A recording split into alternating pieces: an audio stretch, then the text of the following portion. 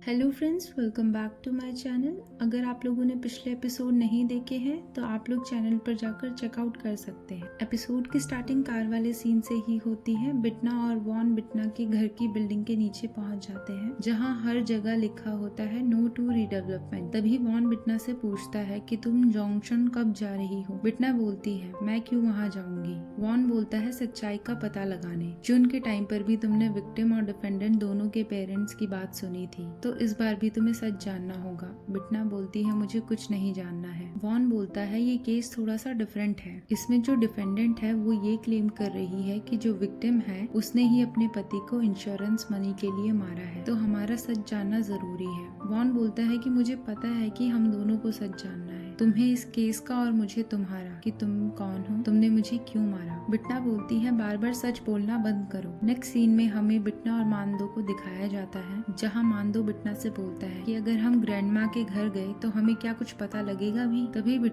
बिटना Bibles की line बोलने लगती है कि बाइबल में लिखा है जो तुम मांगोगे वो तुम्हें मिल जाएगा, जो तुम ढूंढोगे वो तुम्हें मिल जाएगा, अगर दरवाजा खटखटाओगे तो तुम्हारे लिए खुल जाएगा। अगर हम भी ग्रैंड माँ का दरवाजा खटखटाते हैं तो कुछ ना कुछ तो जरूर मिल जाएगा। मानदो बिटना से कहता है कि कल वो उसके साथ नहीं आ पाएगा, उसकी आईज में थोड़ा सा पेन है। तो बिटना बोलती है अच्छी बात है, तुम वैसे भी यूजलेस हो। मानदो पूछता है अगर डिटेक्टिव ने तुम्हें फिर फॉलो किया तो बिटना खुश होकर बोलती है वो मुझे कल फॉलो नहीं कर पाएगा। अब अगले दिन बिटना सुबह अर्ली मॉर्निंग घर से निकलती है ताकि उसको वॉन ना मिले, लेकिन यहाँ तो बिटना का पोपट हो जाता है। वॉन वहीं उसका वेट कर रहा होता है। वॉन बोलता है तुम इतना लेट क्यों आई, क्या आप चले। बिटना पूछती है तुम कब से मेरा वेट कर रहे हो। वो बोलता है रात से। और फिर पूछता है क्या तुमने स्क्रू टेप के बारे में सुना है, वो भी डीमन है। बिटना इरिटेट होके बोलती है तुम पागल तो नहीं हो। वॉन बोलता है अगर तुम मेरी कार में नहीं आओगी मैं तब भी तुम्हें फॉलो करूंगा, मुझे अपना ड्राइवर ही मान लो और चलो। बिटना स्माइल करती है। अब जैसे कि हम जानते हैं कि हमारी फीमेल लीड कितनी तेज है, तो वो बोलती है चलेंगे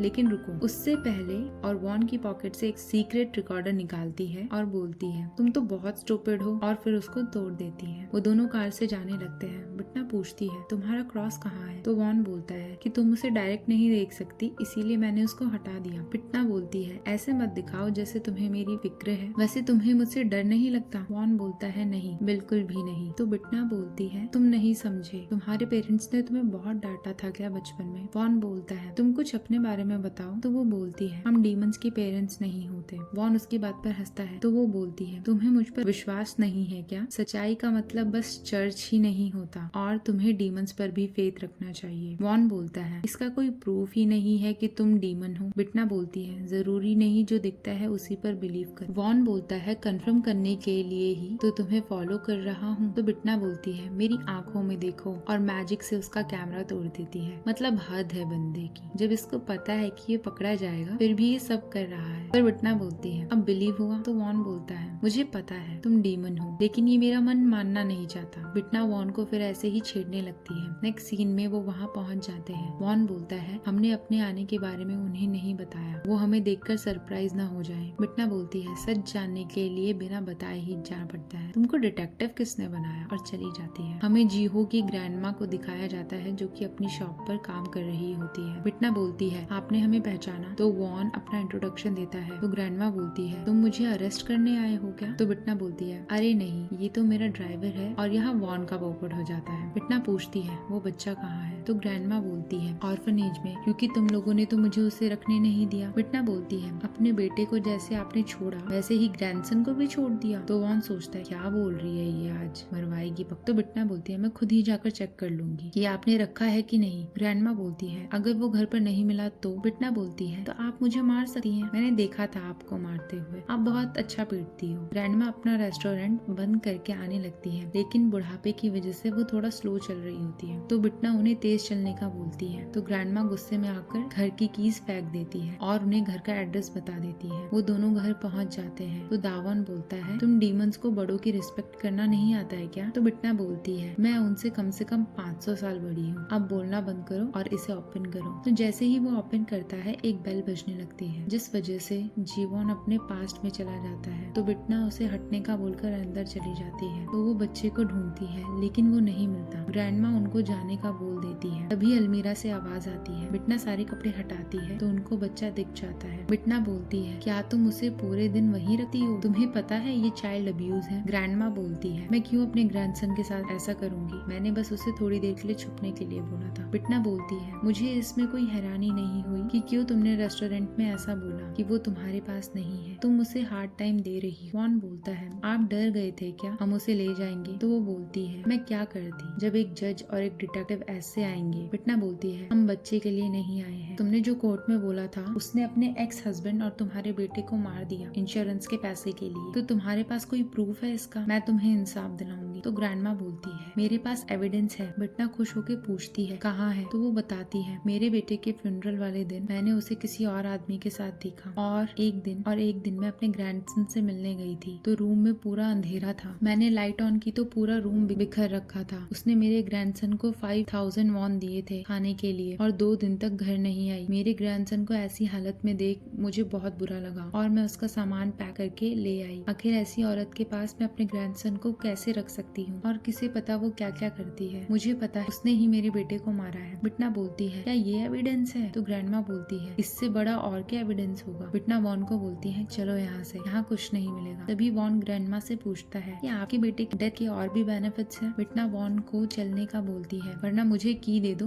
मैं अकेली चली जाऊंगी। लेकिन वो अपना लॉकेट निकालता है जिससे उसकी आंख में जलन होती है। और तभी वॉन बोलता है, अरे तुम्हारे सर में फिर से दर्द होने लगी। तो वो बिटना को बच्चे के साथ साइड में ले जाने के लिए बोल देता है। नेक्स्ट सीन में बिटना और बच्चे को दिखाते हैं। बिटना बोलती है, तुम्हारी दादी इतनी शॉर्ट टेम्पर्ड क्यों है? जीहू बोलता है, वो काफी काइंड है और पूछता है कि मैंने आप सबको एविडेंस के बारे में पूछते हुए देखा। अगर वो एविडेंस मिल गया तो मेरी स्टेप मॉम के साथ क्या होगा? बिटना बोलती है, उसको पनिश किया जाएगा, लेकिन एविडेंस है ही नहीं। तो बच्चा बिटना को अपनी ड्राइंग दिखाने के लिए ले जाता है। ड्राइंग देके बिटना हंस देती है कि कितनी बुरी है। बच्चा बुरा मान जाता है। तो बिटना बोलती है, तुम अभी छोटे हो ना इसीलिए। तभी बिटना एक ड्राइंग देखती है और पूछती है कि ये तुम और तुम्हारी स्टेप मॉम है? उसने तुम्हें किसी चीज को बताने से मना किया है? क्या तुम मुझे बताना चाहोगे? तो बच्चा हाँ बोलता है। सीन शिफ्ट होता है ग्रैंडमा और दावॉन पे। ग्रैंडमा बोलती है, मुझे कोई फर्क नहीं पड़ता मेरे किसी भी बेटे के मरने के बाद उसके पैसों से। मैं बस डरती हूँ कि वो औरत पैसों के लिए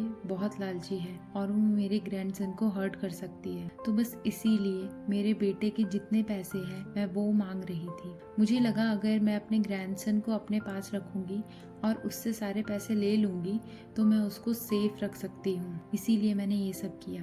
तभी दावॉन रूम में जाता है। बिटना वहाँ नीचे लेटी होती है और बच्चा उसके साइड में होता है। वॉन को लगता है उसको कुछ हो गया। उसके फेस पर पिलो होता है। बिटना बोलती है, मैंने ही उसको ये करने को बोला है। और बच्चे को ड्राइंग दिखाकर पूछती है, क्या तुम बता सकते हो उस दिन क्या हुआ था? जीहू बताता है, उसने उस दिन उसकी स्टेप मॉम को उसके फादर के सीट बेल्ट पर ग्लू लगाते हुए देखा था। उसके फादर काफी ड्रंक थे। बाद में वो बार बार अपने फादर को देख रहा था। कुछ बेकार सी स्मेल आ रही थी। मॉम बोलती है अल्कोहल की वजह से होगी। सनरूफ खोलने का बोलती है। उसके बाद उनकी कार सीधा पानी में गिर जाती है। जीहो रोने लगता है और अपने डैड के साथ जाने का बोलता है।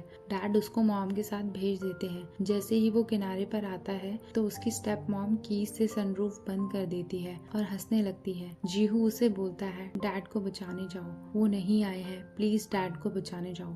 लेकिन वो बोलती है, अगर तुमने मेरी बात नहीं मानी और कुछ बताया तो मैं तुम्हारी ग्रैंडमा को मार दूंगी। और हंसने लगती है। ये सब बता के जीहो रोने लगता है। बिटना और दावॉन बच्चे के लिए बहुत बुरा फील करते हैं। नेक्स्ट सीन में बिटना वॉन से बोलती है, पहले तुम चाइल्ड अब्यूज की रिपोर्ट लिखो और फिर मर्डर की।